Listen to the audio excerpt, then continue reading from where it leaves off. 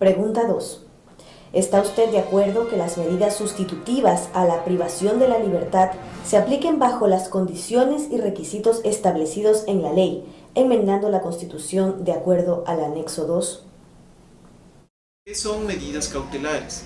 Medidas cautelares son decisiones, órdenes prácticamente que da el juez para que se cumplan provisionalmente para lograr un objetivo. Por ejemplo, la prisión preventiva. Pero hay otras medidas cautelares que son estas medidas sustitutivas de la prisión.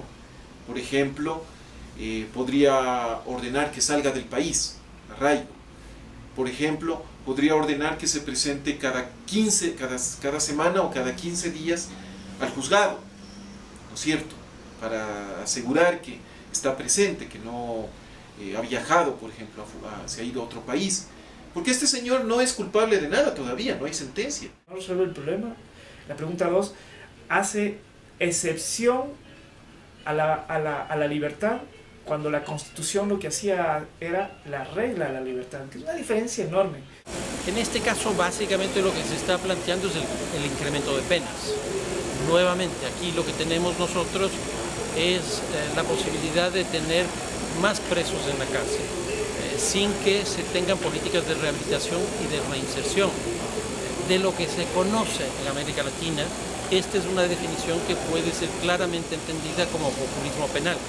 El populismo penal, a lo que ha tendido, en general en los casos donde se ha aplicado, es el incremento de la impunidad por un lado, y por otro lado al aparecimiento de justicias paralelas o justicias informales, porque los sistemas de justicia, de policía y de cárcel tienden a deslegitimarse en estos contextos.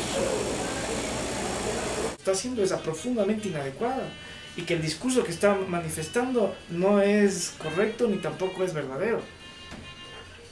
Asimismo, creo que hay que hacer una reflexión sobre este tema que se refiere, según el texto constitucional vigente, a la excepcionalidad con la que tiene que aplicarse la prisión preventiva, siendo para los jueces necesario utilizar el largo listado de medidas preventivas o cautelares, que si mal no recuerdo son en el número de 13.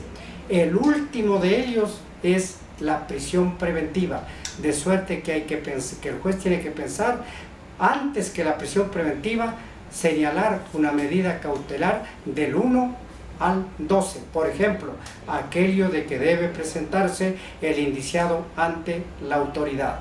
Ahora se quisiera cambiar esa excepcionalidad y hacer que solamente se apliquen la medida de la prisión preventiva en ciertos hechos.